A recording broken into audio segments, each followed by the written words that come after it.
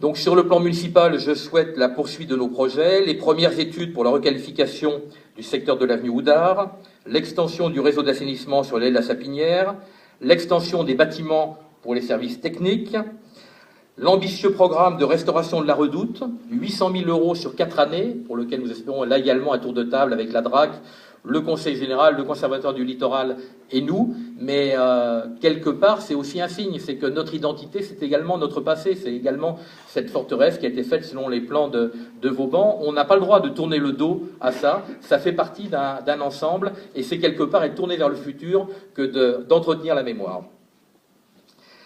Le travail en concertation avec le musée de la batterie, dont je salue la directrice, pour l'édification d'un nouveau bâtiment d'accueil, d'un parking, 70 000 visiteurs payants chaque année désormais, et d'un hangar pour accueillir et protéger notre avion qui, comme vous le savez, est devenu monument historique, un mobilier monument historique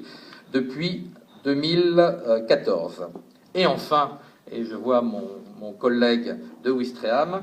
le projet qui est resté très confidentiel jusqu'à présent, mais que nous allons présenter dans quelques semaines, de passerelles piétonnes et cyclables entre la Pointe du Siège et le club nautique de Merville, qui permettra de relier l'agglomération de Caen à la grande agglomération du Pays d'Auge Côte-Fleurie, qui permettra de relier la Côte-Fleurie à la côte de Nacre. Et véritablement, vous savez, j'ai souvent dit dans mes discours,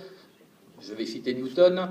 nous avons construit trop de murs et pas assez de ponts. Et bien là, on va construire un joli pont. Et moi, je trouve que c'est un très beau symbole parce qu'on est à l'époque où il faut se connecter, il faut se croiser.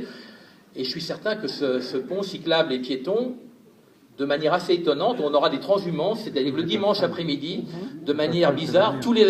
habitants, beaucoup d'habitants de Ouistreham n'auront d'autre idée que de venir sur Merville, et dans l'autre sens, les habitants de Merville n'auront rien de plus urgent à faire que de vouloir se rendre à Ouistreham. Et je suis sûr que ça sera à terme... non, faut pas parler de péage, Ambroise.